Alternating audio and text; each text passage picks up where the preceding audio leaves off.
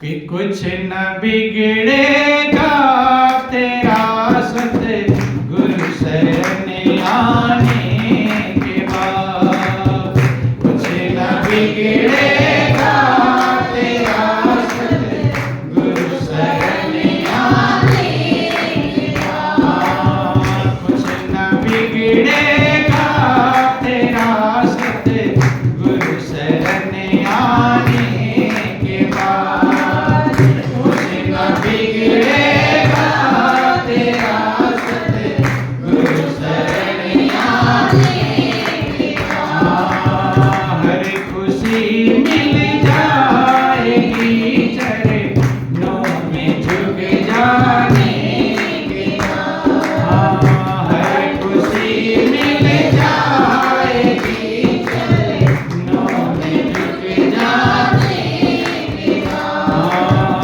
कुछ न बिगड़ेगा तेरा सतगुरु शरण आने के बाद, कुछ न बिगड़ेगा तेरा सतगुरु शरण आने के बाद, देख कर काली घटा को उठ भंवर मत हो उदास, देख कर काली घटा को उठ भंवर मत हो उदास, बंद कलियां भी खिलेंगी रात ढल जाने के बाद, बंद कलियां भी खिलेंगी रात ढल जाने के बाद,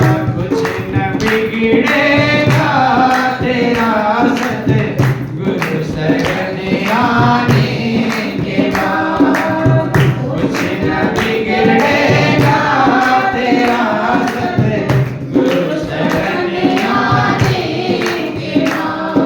कहते हैं सतगुरु शरण में अगर जीव आ गया तो कभी कुछ बिगड़ता नहीं।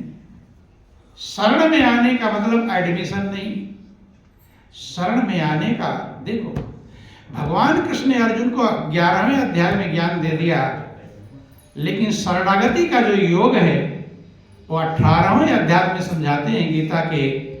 कहते हैं सर्वधर्मान् परित्यज्य मामेकं शरणं व्रज अहम त्वां सर्वपापेभ्यो मोक्षयिष्यामि मा शुचि। हे अर्जुन, ज्ञान अलग चीज है और शरण में आना अलग चीज। बंधु, शरण में जब जीव आ जाता है तो अपना सब गायब हो जाता है, सब कुछ प्रभु का हो जाता है कि अपनी जिसने सौंप दी प्रभु के हाथों डोर, कभी उलझती ना दिखी तुलसी नंद किशोर। जिसने भी अपने आप को प्रभु के चरणों में सौंपा वो कभी उलझा नहीं। जब आपको भी कोई सामान्य जिम्मेदारी सौंप देता है कि भाई तुम्हारी जिम्मेदारी है किसी काम के लिए, तो आप रात को चिंता करते हो कि मेरे ऊपर जिम्मेदारी दी है। हो सकता है आप जिम्मेदारी ना पूरा कर पाओ, आपकी इतनी क्षमता ना हो, कोई झंझट आ जाए, परेशानी आ जाए, लेकिन प्रभु को ये झंझट परेशानी रोक सकती नहीं है। लेकिन जिसने अपने आप को सौंप दिया प्रभु के हाथ में डोर, क्या सौंप दिया? डोर। हाँ, अपने हाथ में ले रहे तो बात अलग है, प्रभु को भी जब आपको चिंता रहती जिम्मेदारी की तो प्रभु को चिंता रहेगी नहीं रहेगी? कि नामी को रहती है चिंता नाम ना हो बदनाम, और द्रौपदी ने उसे बुलाया झट आए भगवान, हरि से बड़ा हरि का नाम। चिंता रहती कि नहीं? नंगे पैर दौड़ते हैं, आप लोग सुनते हैं ना कहानियां, जूता चप्पल पहनने का भी मौका मिलता नहीं बंधु। लेकिन सौंपना वो गहराई का विषय है, जितना आप सौंपेंगे प्रभु उतना संभालते हैं, संभाल करते हैं। भंवरा जो होता है फूलों का रस चूसता है, रात में काली घटाएं घिर जाती हैं, अंधकार हो जाता है, बेचैन हो जाता है। अब मुझे भोजन कैसे मिलेगा, अब क्या खाऊंगा। तो संत महापुरुष समझाते हैं कि देख कर काली घटा को उठ भंवर मत हो उदास। काली घटा माने जब आपके जीवन में कोई दुख की व्यवस्था आती है, चिंता की व्यवस्था आती है, तो बेचैन होना नहीं चाहिए, वो भी पार हो जाएगा। कि बंद कलियां भी खिलेगी रात ढल जाने के बाद। अभी जो कली बंद है, तुझे उसका पराग, उसका रस, मिठास नहीं प्राप्त हो पा रहा है, रात भी बीत जाएगी, अर्थात संकट के समय भी पार हो जाएंगे। धैर्य रखो, भक्त को हमेशा धैर्यवान हो, धैर्य भी एक गुण है। कि प्रेम कर निष्काम निर्मल नाम ले भगवान का, प्रेम कर निष्काम निर्मल नाम ले भगवान का। सुखी बगिया भी खिलेगी ऋतु बदल जाने के बाद, सुखी बगिया भी खिलेगी ऋतु बदल जाने के बाद। कुछ न बिगड़ेगा तेरा सतगुरु शरण आने के बाद, कुछ न बिगड़ेगा तेरा सतगुरु शरण आने के बाद। हर खुशी मिल जाएगी कदमों में झुक जाने के बाद, हर खुशी मिल जाएगी कदमों में झुक जाने के बाद। फूल से पूछो कि उस पे आई है कैसे बाहर, फूल से पूछो कि उस पे आई है कैसे बाहर, फूल से पूछो कि उस पे आई है कैसे बाहर, फूल से पूछो कि उस पे आई है कैसे बाहर। कितने दिन कांटों पे सोया डाल कर आने के बाद, कितने दिन कांटों पे सोया डाल कर आने के बाद। कुछ न बिगड़ेगा तेरा सतगुरु शरण आने के बाद, कुछ न बिगड़ेगा तेरा सतगुरु शरण आने के बाद। कहते हैं कि जिस फूल की मिठास के लिए भंवरा तू परेशान हो रहा है, उस फूल से पूछो कि उस पर कैसे बहार आती है। यूं ही महापुरुष कहते हैं कि करते हैं जो मेहनत उनकी कभी हार नहीं होती, यूं बैठे बैठे किसी की जय जयकार नहीं। कहते फूल से पूछो, ये जो आज इस पर बहार आई है, कितने भंवरे, कितनी तितलियां, कितने लोग फूल को देखकर मगन हो रहे हैं, लेकिन फूल ने पहले कांटों की सेज पे सोया है। किस पे सोया है? कांटों की सेज। कांटों की सेज पर सोया है, तब आज उस पर ऐसी बहार आई कि ना जाने कितनों को खुशी प्रदान कर रहा है। तितलियां हैं, भंवरे हैं, कितने प्रकार के कीड़े मकोड़े मगन हो रहे हैं, मनुष्य भी मगन हो रहे हैं। फूल का तोड़ तोड़ लाते, हार बनाते, माला बनाते हैं। वैसे नहीं सुंदर लग पाते तो किससे सुंदर लगते हैं? फूल से। बंधु वैसे खुद नहीं खुश हो पाते तो फूल से खुश होते हैं।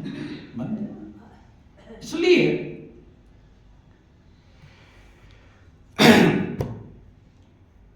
कष्ट के बाद ही, जब कष्ट प्राप्त होता है तब कहीं जाकर कीमत प्राप्त होती। उसका नाम अमर है जग में, जिसने संकट झेला है। बंधु रंग लाती है हिना पत्थर पे घिस जाने के बाद। मेहंदी होती है, ऐसे लेकर घूमो तो कोई रंग चढ़ेगा नहीं है, लेकिन जब पिस जाती है तो आपके हाथ को चमका देती है, सुंदर बना देती है बंधु। लेकिन उसके कष्ट आपको ध्यान आता है? मेहंदी हाथ में लगाते हैं तो ध्यान आता है कि मेहंदी का कष्ट कहाँ से है, कैसे आज चमका रही है मुझे। जो चमक है पहले पत्थर पर घिसी गई है, पीसी गई है, और अपने थोड़ा सा संकट मिलता है तो लोग बेचैन हो जाते हैं। आपके अंदर भी चमक आएगी जब संकट में मजबूत रहेंगे।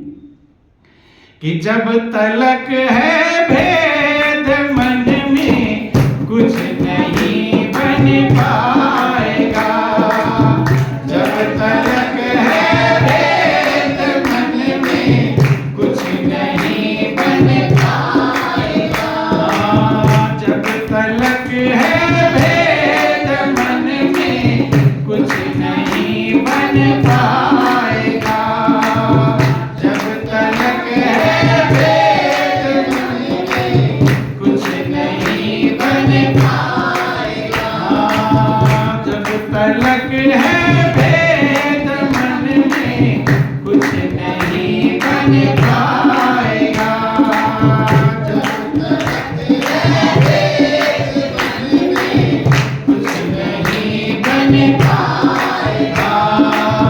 रंग लाएगी वो मस्ती भेद मिट जाने के बाद, रंग लाएगी वो मस्ती भेद मिट जाने के बाद, कुछ न बिगड़ेगा तेरा सतगुरु शरण आने के बाद, कुछ न बिगड़ेगा तेरा सतगुरु शरण आने के बाद, हर खुशी मिल जाएगी कदमों में झुक जाने के बाद, हर खुशी मिल जाएगी कदमों में झुक जाने के बाद। कहते हैं भेद जो है